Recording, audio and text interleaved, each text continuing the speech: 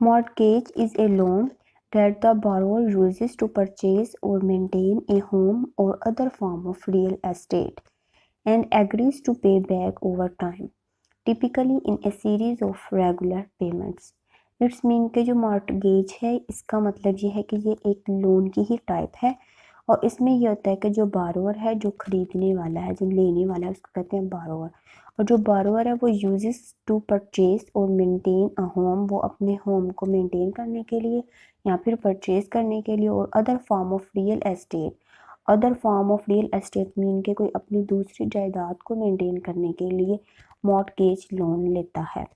To पे back over time, और जो लोन लेगा वो उसको फिर बैक भी करेगा, ओवर टाइम उसको बैक करेगा। मीन कि जितनी उसकी मुद्दत है, जिस टाइम में उसको पे बैक करना है उसी टाइम उसको पे बैक करेगा, typically in A series of regular payments. इसमें ये होता है कि ये क्या करता है, इस एक सीरीज में रेगुलर पेमेंट जो है वो पे की जाती है। A mortgage is a way to use one's real property as a guarantee for a loan to get money। इसमें यह होता है कि मॉर्टगेज में क्या होता है, कोई भी अपनी जो रियल प्रॉपर्टी है उसको यूज़ करता है, उसको लोन लेने के लिए एज अ गारंटी जो है वो मॉर्टगेज में रखता है। मॉर्टगेज मीन के किसी भी चीज़ को गिरवी रखवाने को कहते हैं मॉर्टगेज। और मॉर्टगेज लोन ले रहे हैं, इट्स मीन कि किसी भी यहाँ कोई ऐसी चीज़ है जिसको गिरवी रखवा कर तो लोन लिया जा रहा है। नेक्स्ट हम देखेंगे कि वो कौन सी चीज़ है जिसको गिरवी रखवाया जा रहा है। द डेबिटर और mortgager is the owner of the property. अब जो प्रॉपर्टी है उसका ओनर कौन है? जो ओनर होगा, जो प्रॉपर्टी का ओनर है उसको कहते हैं मॉर्टगेजर या फिर डेबिटर भी कहते हैं। while the creditor or mortgagee is the owner of the loan, और जो लोन प्रोवाइड कर रहा है, जो लोन दे रहा है उसको क्या कहते हैं? मॉर्टगेजी और creditor. when the mortgage transaction is made, the debtor gets the money with the loan। अब इसमें क्या होगा कि जब मॉर्टगेज ट्रांसैक्शन हो जाएगी, जब जो लोन है वो ऑनर को दे दिया जाएगा, तो फिर क्या होगा? The debtor gets the money. Debtor mean के जो लेने वाला है, जो मॉर्टगेजर है, वो मनी लेगा विद द लोन के साथ, एंड प्रोमिसेस टू पे द लोन, और वो ये वादा करेगा कि वो उस लोन को वापस भी करेगा। और वापस किस तरह से करेगा? वो जब वापस करेगा तो उसके साथ जो इंटरेस्ट होगा, इंटरेस्ट के साथ वो वापस करेगा। लोन के साथ जो इंटरेस्ट लगाया जाएगा, मीन का जो सूद लगाया जाएगा साथ, उसके साथ उस लोन को वापस करेगा, और एक रेगुलर सीरीज में जो है वो उसको लोन को पे करेगा।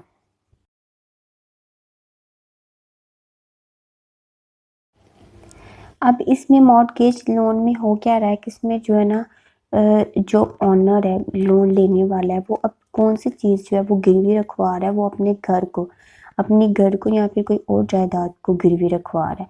वो अपनी गिरवी इस तरह से रखवाएगा कि जो लोन देने वाला है, मॉर्टगेजर है, इट्स मीन कि वो कोई भी बैंक भी हो सकता है या कोई भी और भी जो है वो इंडस्ट्रीज हो सकती है जो कि वो लोन प्रोवाइड करती हैं। तो वो उनको अपने घर के जो ओरिजिनल डॉक्यूमेंट्स हैं वो उनको प्रोवाइड करेगा, उनको दे देगा, जब तक कि वो अपना जो उसने लोन लिया है वो उसको पूरी तरह से मुकम्मल पे ना कर दे। तो जब वो पे करेगा तो बैंक वो अपने ओरिजिनल जो डॉक्यूमेंट्स हैं अपनी जायदाद के या फिर अपने घर के जो ओरिजिनल डॉक्यूमेंट्स हैं वो देन फिर अपने वापस ले लेगा। तो इस तरह से मॉर्टगेज जो है लोन लिया जाता है।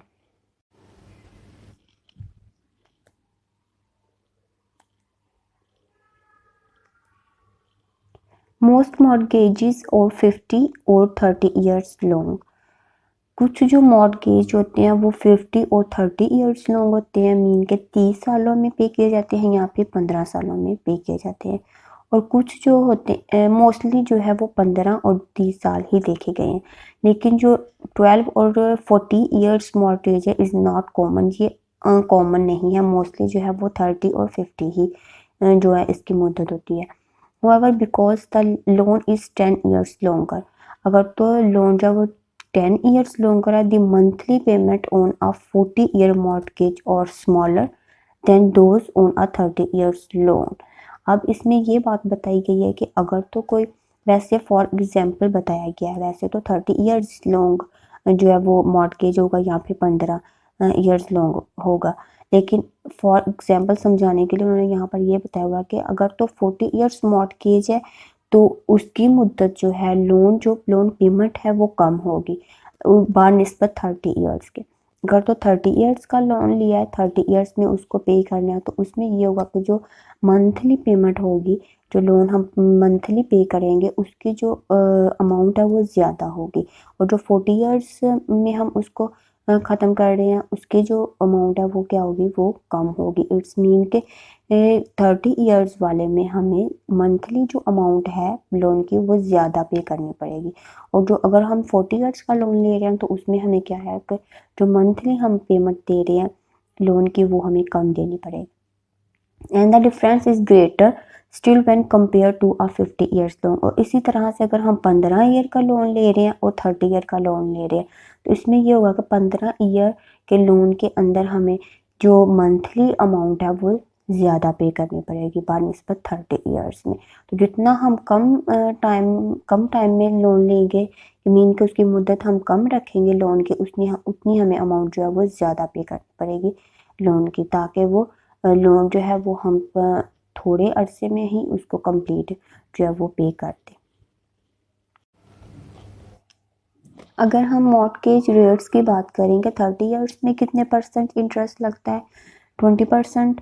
20 ईयर्स में कितने परसेंट जो है इंटरेस्ट लगता है, और 15 ईयर्स में कितने परसेंट इंटरेस्ट लगता है। तो वो यहाँ पर मेंशन है कि 2 days 30 year mortgage rates product interest rate कितना होता है, 3.070%। जो 3% है उसके ऊपर अगर हम 30 ईयर का लोन लेंगे तो उसके ऊपर 3% जो है वो इंटरेस्ट रेट लगेगा। उसके अलावा अगर हम 20 ईयर का ले रहे हैं लोन तो उसमें क्या होगा, उसमें 2.940% इंटरेस्ट रेट लगेगा। 15 ईयर के जो लोन है उसके अंदर 2.4010% इंटरेस्ट रेट लगेगा। तो इस तरह से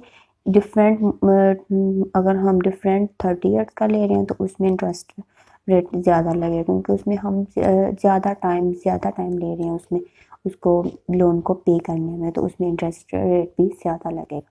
तो इसलिए जो मोस्टली लोग होते हैं वो तो 30 ईयर्स का ही लेते हैं, क्योंकि लोन लिया ही इसलिए जाता है कि उसको आराम से जो है वो पे कर सके। लेकिन मोस्टली अगर तो लोग पे कर सकते हैं टाइमली तो फिर वो ले लेते हैं, 20 ईयर्स का भी लोन लेते हैं, लेकिन 20 ईयर्स में ये होता है कि इंटरेस्ट रेट कम लगता है, तो बेस्ट 20 ईयर्स ही है।